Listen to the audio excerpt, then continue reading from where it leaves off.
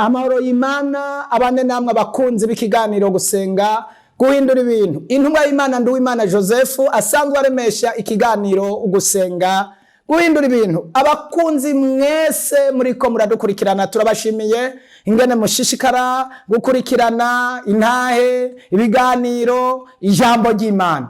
Reka tubasabe mukironka iyi video muyipartage muyirungikire bene data kubera harimo intahe kandi bishobotse wogira sabone kugira ngo uko turungitse ubutumwa nawe bugushikire. Imana igumugisha. Twagomba dusangira ijambo ry'Imana dusoma hariya mu gitabo c'Itanguriro igice cyaho ni 26 umurongo waho wa 15 niho tugiye gusoma ijambo ry'Imana twishimikiza. Reka dusome.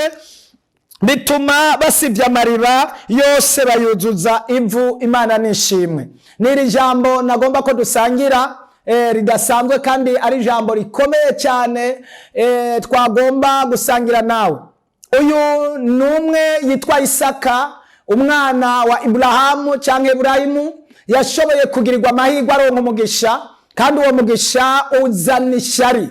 Araronka usomye ku murongo wa 12 haravuga ingene neza yateye imbere, araronka ibintu bitera imbere bigenda neza, ariko ngo bacabaza gusivya amariba yiwe. Ajya amariba yarimwe ibintu bitandukanye. Ubwa mbere amariba yari amazi ashobora kuvomera ibitungwa cyangwa akavomera ibyo yarimye. Babona yuko gutera imbere kwiwe kubatunze kuba afise ibintu aruko afise ayo mariba kandi ariyo yicukuriye yiyimbiye wenyene. Baracabaza bayasivya mwivu.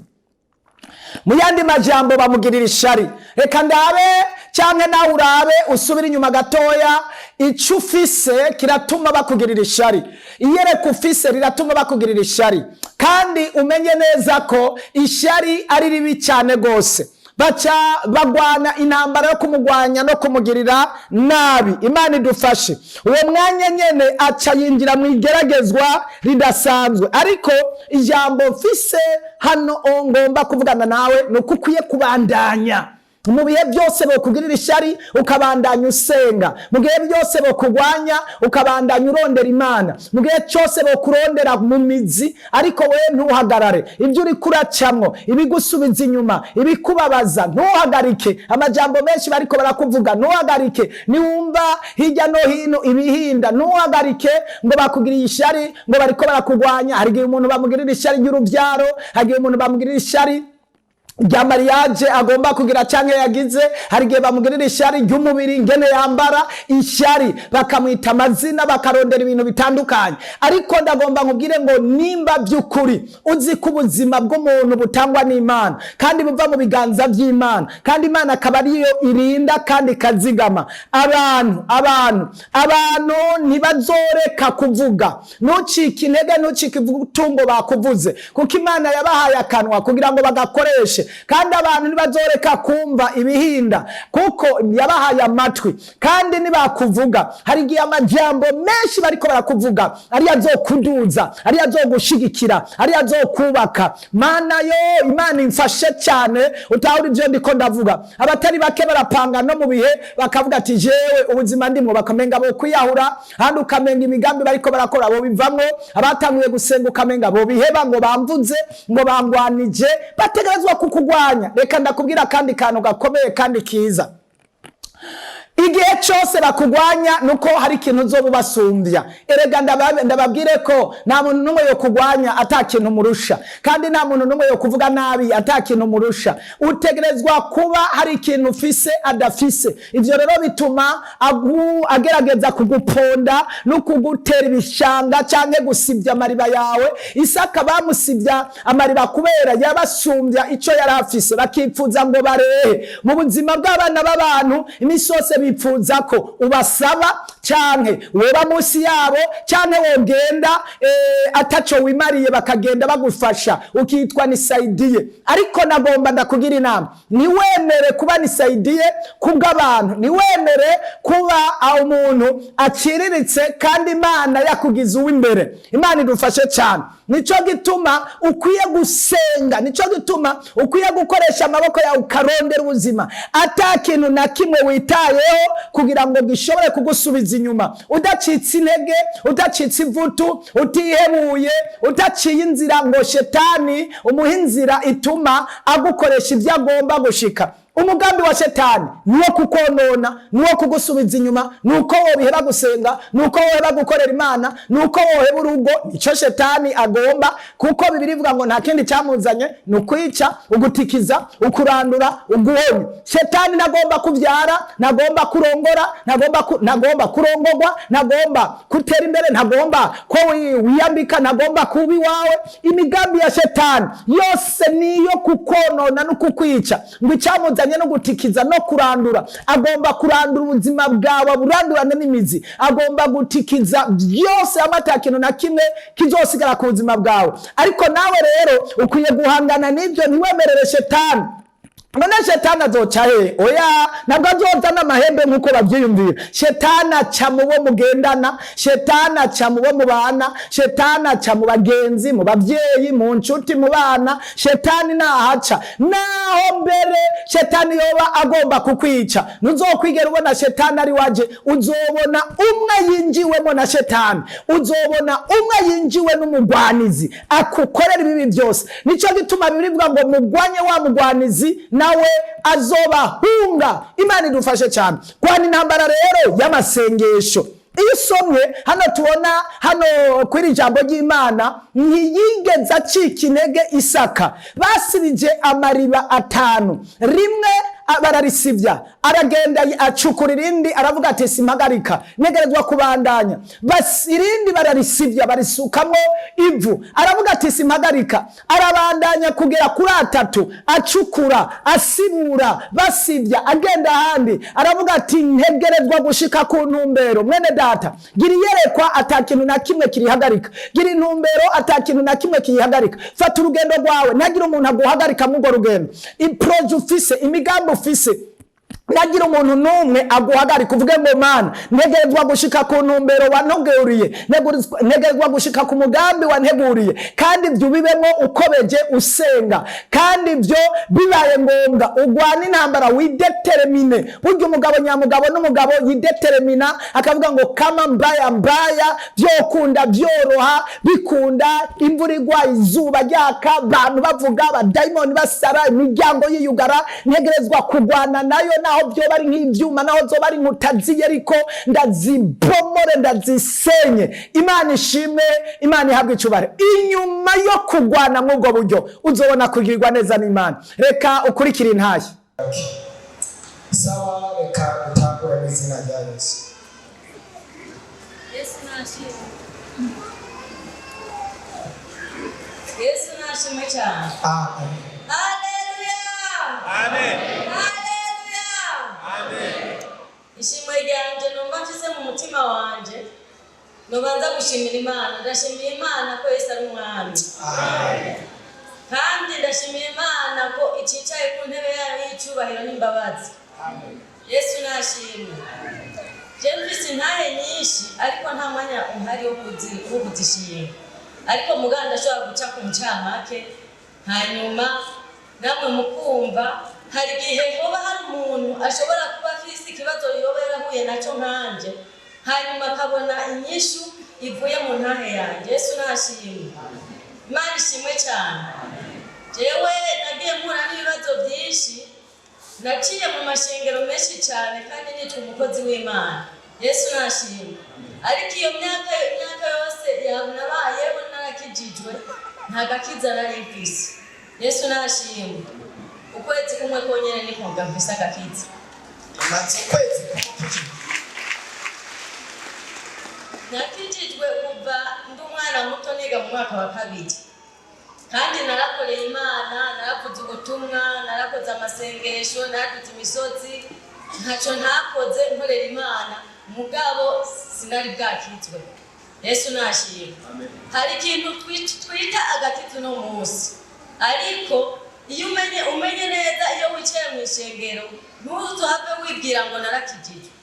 Iyo ubonye wahebye inzoga, ukaheba ubusambanyi, cyangwa ugaheba n'ibindi, ntuhave wibaza ngo narakijijwe. Yesu nashimwe. Yesu ashimwe cyane. Burya agakiza no kumenya ngo iki kintu naragihebye, kandi sinzongera kugisubiramo. Yesu nashimye. Amen. Urumva agakiza no kwihana biratandukanye. Agakiza utegerezwa kumenya ko wihanye ubutagisubira muri cya kindi wakivuyemo. Yesu nahabicyura. Cyangwa rero tubwire ingene byagenze. Ukuvuga rero jewe nahuye n'ibyaha bikomeye kandi cyane. Narabayeho ntandukana n'umugabo, maze gutandukana n'umugabo hari ibyo ninjiyemo kandi biteye isoni kandi biteye ubwoba. Yesu nashimye. Maze gutandukana n'umugabo ariko ndashimira Imana ko uyu munsi turi kumwe. Amen. Yesu nashimye. Ukuvuga rero Satani yarankoresheje iby'ubugombe bwiwe bubaho kandi bushoboka. Ariko nshimira Imana ko byaheze kandi nabivuyemo. Imana ishimwe cyane. Yesu nashimye. Uyu munsi ndashimira Imana ko ndiho ndi muzima, kuko nari gupfa mviriye hariya muri biriya byaha ntarakizwa, ntarihana. Ariko nshimira Imana uyu munsi. Mbega ngaha uwo wamaze igihe kingana iki? Hamaze ukwezi. Uko kwezi wavuze ukijijwe igihe washikaga. Yesu nashimye. Komera amashyi umwami wa Kristo. Bisigura ko inyigisho za hano n'amasengesho ya hano ariyo yaguhinduye akaguha agakiza. Ego.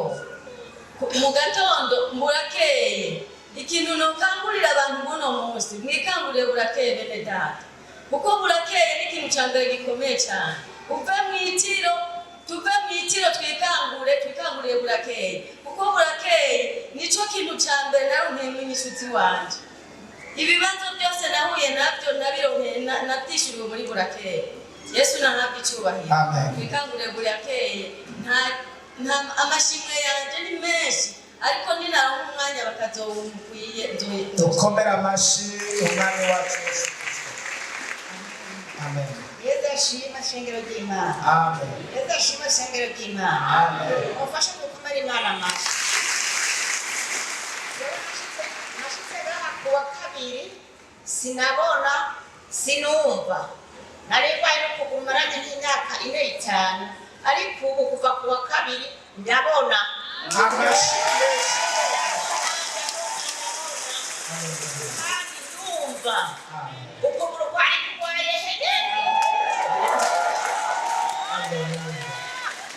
Mufashe gukomera Imana amashyi mutagire.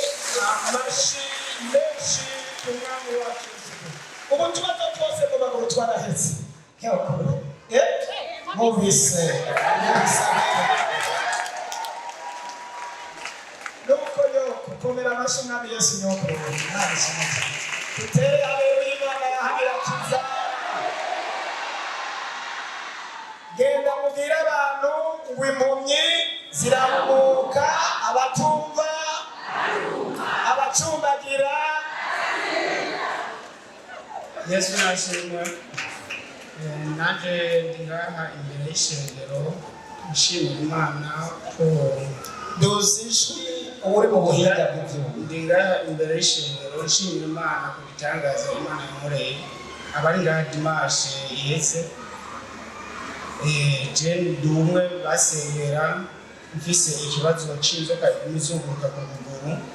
Rero baransengeye ngaha ndataha.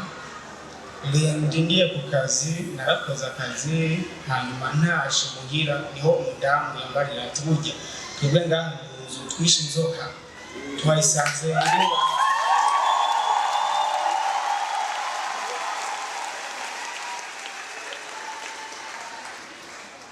umuzimu yapfuye.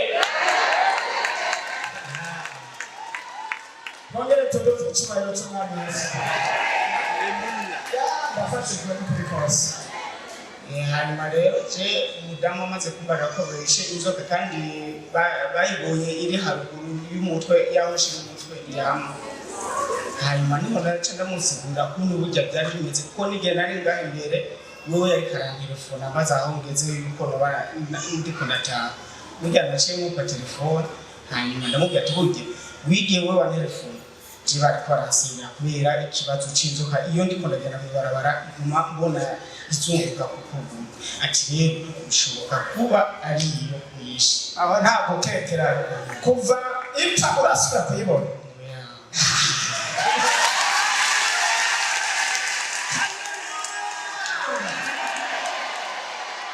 Reka ndababwire burya n'uwo kwa kuraba urukwavu azovuge ko guhiruka, uzovuge ko guhiruka.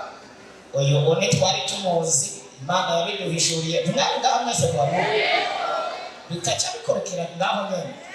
None nta nyishu mubona igaragara y'ivyakoretse. Ukomera amashi umwami wacu. Haleluya, haleluya, haleluya, haleluya. Ugusenga bene data, ugusenga ni kwiza, ugusenga kuri mwinyishu, ugusenga kuri bitangaza. Rariyo ntahe, ayo n'amasengesho twamusengeye, hakore kutwumiza, kandi Imana n'ubu iracyakora ibitangaza, ibikomeye biracyakoreka. Harabazi ko Imana yakora kuva kera, uyu munsi itagikora. Humura, Imana n'umwizigirwa. Ijambo ryayo rirambwira ngo uko yanyejo n'uyu munsi ni kwiri. Ngomba sengane nawe, iyakoreye umwene data nawe hari citeguye igomba kugukorera. Twaramusengeye uwo abona ikiganza c'Imana, na wewe Imana iracyariho kugira ngo igutabare. Mana ndasengeye umuntu ari mu ibohero ry'uburyo bwose, ari mu muvumo, ari mu ntambara, ari mu magorwa, ari mu marushwa, akeneye kugira neza kwawe, akeneye ubutabazi, akeneye intsinzi, akeneye kuranirwa. Mana urahari, nugira icyo umukorera. Nimba agwaye, nimba ari mu bukene bw'intambara, bw'ubibazo bw'amadeni, afunzwe ari ahantu mu gihugu cakure, aguma abona Satane amuboha, amugwanya ahari hose, mu gihugu, hanze y'igihugu, mu mahanga. Mwami nyene ijuru n'isi, ari mu bitaro cyangwa ahantu ariho hose, abonye iyi video mugirire neza. Imana nkorera, Imana yampamagaye, Imana yatabaye uyu, nawe mutabare. Ndakeneye intahe ko mu mwanya muto azorungika audio cyangwa azodutelefona, hari icyo wakoze. Mubohore, mukure mwibohere iryo ari ryo ryose. Mana ndagushimiye kuri Imana isohoza amasezerano mu izina ry'umwami wacu Yesu Kristo. Amen.